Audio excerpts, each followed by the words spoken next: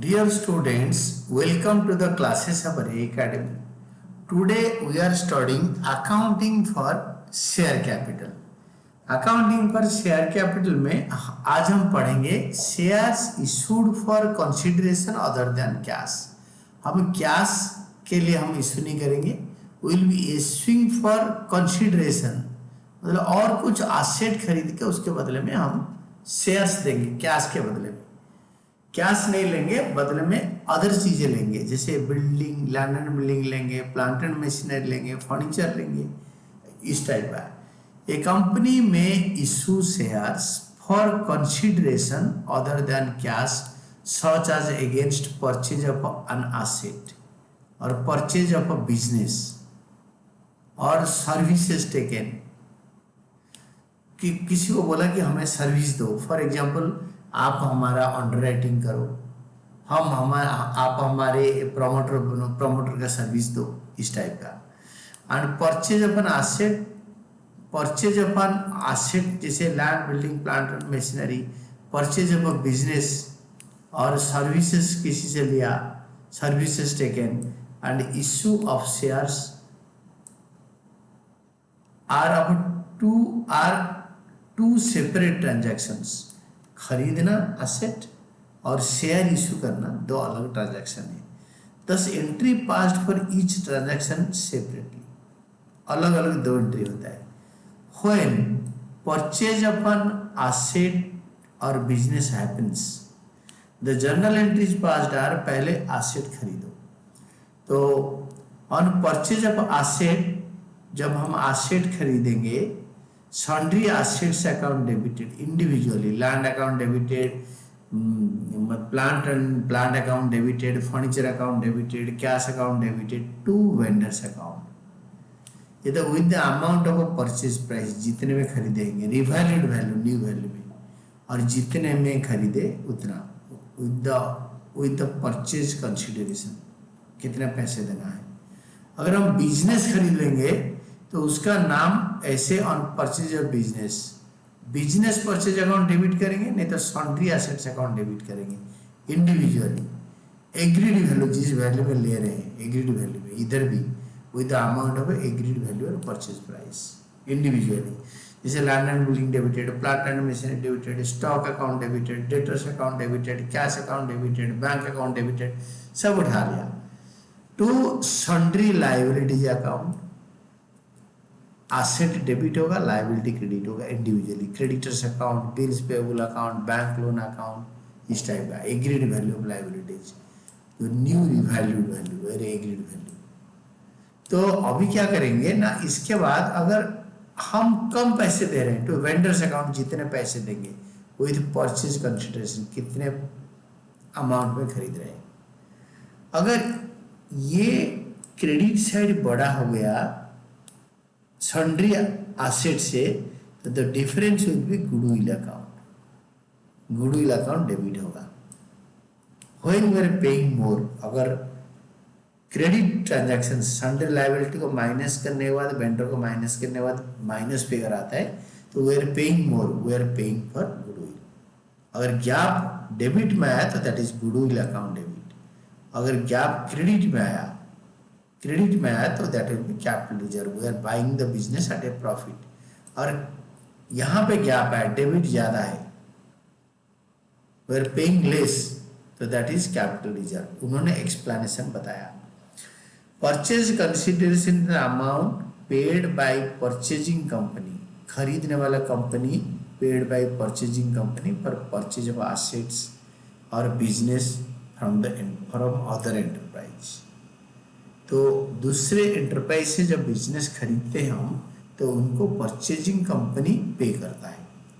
It may be given in the question, otherwise it is equal to, अगर question में नहीं दिया हुआ है, इट मे बी गिवन, हो सकता है कि दिया हो, अगर अदरवाइज नहीं दिया है, it is equal to net assets, यानी sundry assets minus sundry liabilities. ये अपने आप asset minus liability equal to purchase consideration. If goodwill कैसे निकलेगा, if purchase consideration is more than net assets, difference debited to goodwill account, it is a case of a purchase goodwill, hence it is recorded in the books. ये दो तीन short type question हो सकता है। Purchase goodwill, hence it is recorded in the books.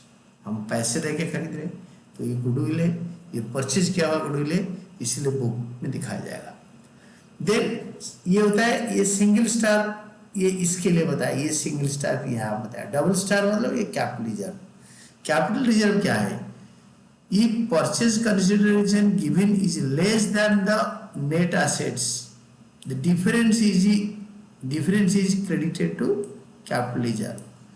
Either goodwill or capital reserve will appear at a time. Obviously, either goodwill आएगा journal entry के अंदर, नहीं तो capital reserve आएगा, नहीं तो दोनों नहीं आएंगे। At a time दोनों नहीं आ सकते, either one will appear or not appear. तो उनको जब शेयर इशू करते हैं, शेयर भी इशू कई तरीके में कर सकते हैं, दो तरीके में, आइदर एट पार और at premium. On issue of shares, जब इनको वेंडर को हम शेयर देते हैं पैसे नहीं देकर, if shares are issued to vendor at par, vendor's account debited to share capital account with the nominal value of shares allotted. जो नॉमिनल वैल्यू में शेयर को अलॉट कर रहे हैं उसी वैल्यू में लिखेंगे, vendor's account debited to share capital account. और बी पार्ट में, if shares are issued to vendor at a premium, if shares are issued to the vendor at premium, vendors account debited with the value of purchase consideration to share capital account. हम उनको जो share दे रहे हैं उनका nominal value with the nominal value of shares allotted, जितना share allot करें उसका नॉमिनल वैल्यू। और जो एक्स्ट्रा में दे रहे हैं 10 रुपए के शेयर अगर 12 रुपए में दे रहे हैं, 2 रुपए प्रीमियम में आएगा। To securities premium account, to securities premium account with the amount of premium. तो नोट में हम लिखेंगे, before passing the journal entry calculate the number of shares to be issued against purchase consideration as follows. पहले आपको calculate करना पड़ेगा number of shares to be issued, क्योंकि वो नंबर को नैरेशन में लिखेंगे हम। Being 12,660 shares issued at a premium of ₹2 पर शेयर ऑफ ₹10 ईच, वो इसके लिए निकालना पड़ेगा। तो number of share to be issued का फॉर्मूला कैसे लगेगा? Purchase consideration divided by issue price per share. अगर पार में इशू हो रहा है 10 रुपए का शेयर है तो 10 पे डिवाइड करेंगे, अगर प्रीमियम 20% है तो 10 + 2 12 में डिवाइड करेंगे, तो नंबर ऑफ शेयर्स यहाँ आ जाएगा। This is all what we wanted to know. तो हमें कैसे नंबर निकालना है, हम एक एग्जांपल 5 हम देखते हैं।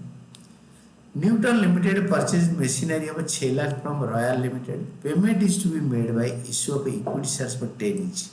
Calculate the number of shares to be issued to Royal Limited by Newton Limited. हम न्यूटन लिमिटेड है। If shares are to be issued at par और प्रीमियम ऑफ 20%। याद रखो शेयर 10 रुपए का है।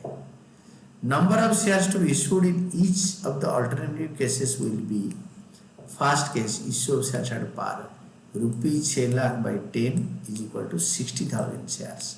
हम नैरेशन लिखने के टाइम पे इसको यूज करेंगे। 60,000 equity shares issued at par of ₹10 each issued at par in satisfaction of a purchase consideration।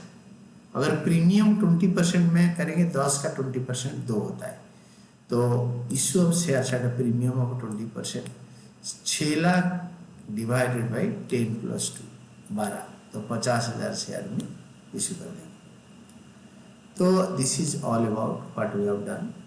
Then services taken क्या होता है? Services taken, issue of shares to promoters. Promoter अपना सर्विस देता है।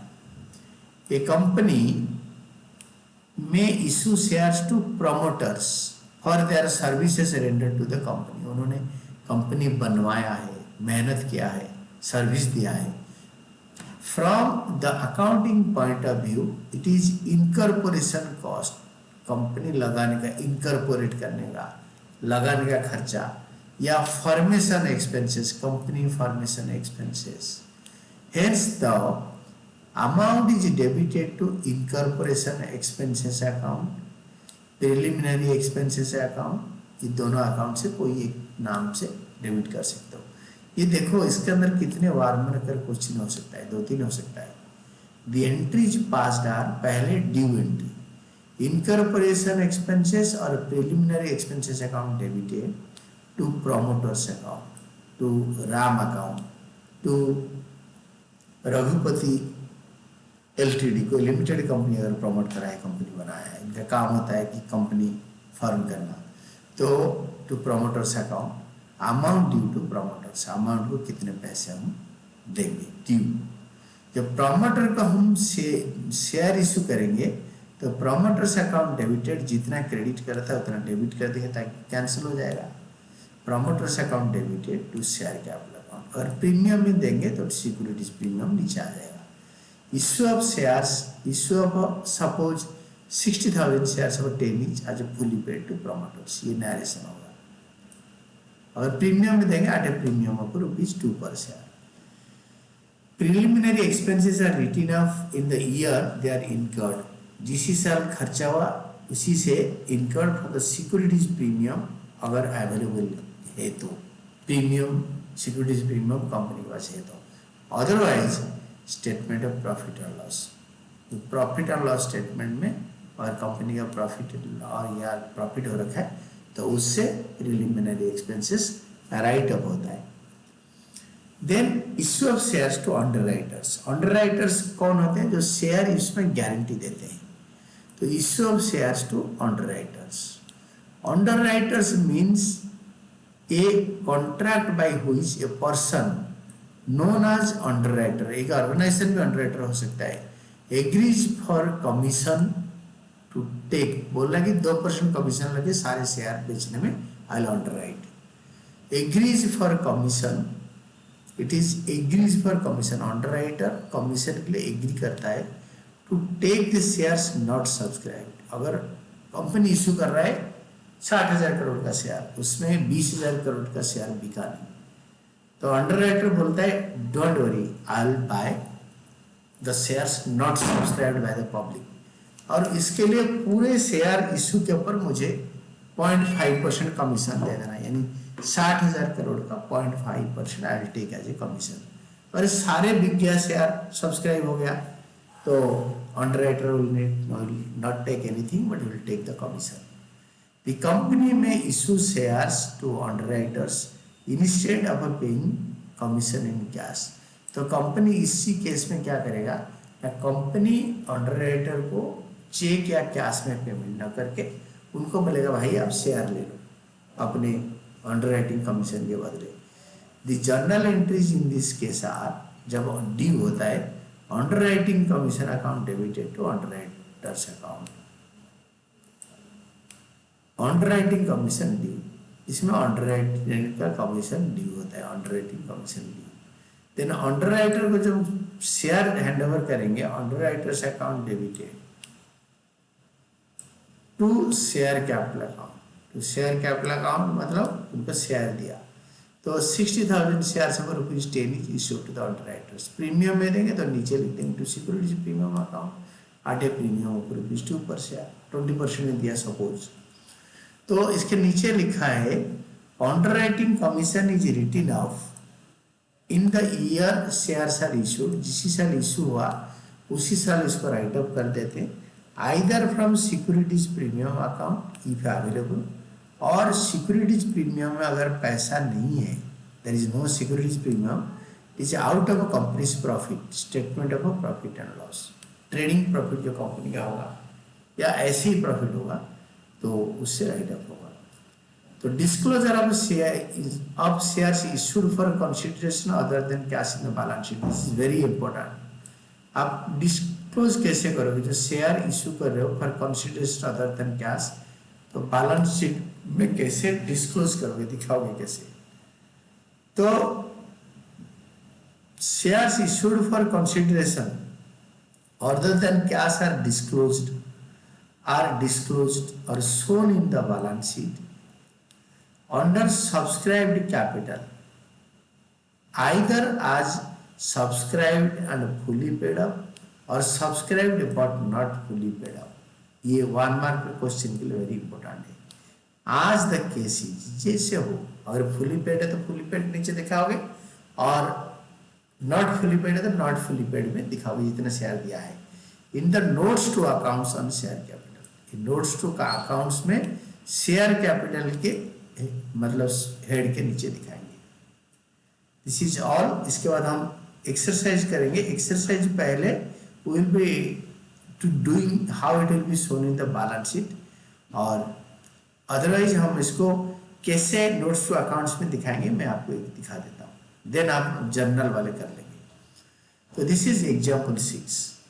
एग्जाम्पल 6 में citizen watches limited having existing subscribed capital fully paid of 4 lakh equity shares of 10 each, issued 1 lakh fully paid equity shares of 10 each towards consideration of a purchase of machinery. It is shown in the notes to accounts on share capital as follows. तो notes to accounts में share capital में कैसे दिखाया जाएगा। Authorised share capital question में बताया नहीं है, तो ऑथराइज्ड कैपिटल में डैश शेयर से 10 इंच, क्योंकि यहाँ पे 10 इंच का शेयर है तो यहाँ पे डैश करके उसको डबल लाइन खींच के क्लोज कर देंगे। इशूड कैपिटल पहले तो फुली पेड 4 लाख था और 1 लाख और इशू किया, ये सब्सक्राइब्ड है बट इशू कितने करा बताया नहीं है। तो इशूड कैपिटल करके dash number of equity share of ₹10 inch करके इसमें डैश करके इसके नीचे डबल लाइन खींच दो।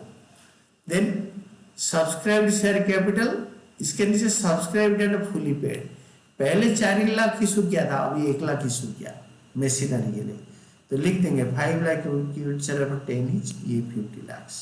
खाली नोट्स टू अकाउंट्स में कैसे लिखा जाएगा वो दिखाओ बोल रहा है।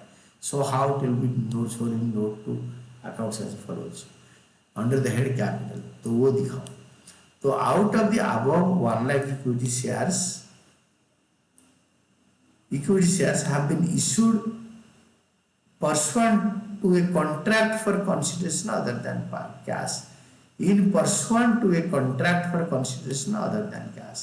ये चीजें कंपनी का 2013 कंपनीज एक्ट के हिसाब से डिस्क्लोजर प्रिंसिपल के हिसाब से इसको लिखना है। इसको नहीं लिखेंगे तो इन्वेस्टर का डिसीजन लेने में ये प्रॉब्लम क्रिएट कर सकता है। This may be a point, तो एक फुल डिस्क्लोजर प्रिंसिपल के हिसाब से इसको दिखाना होगा। And this is all about your theories and basics on this issue of shares for consideration other than cash.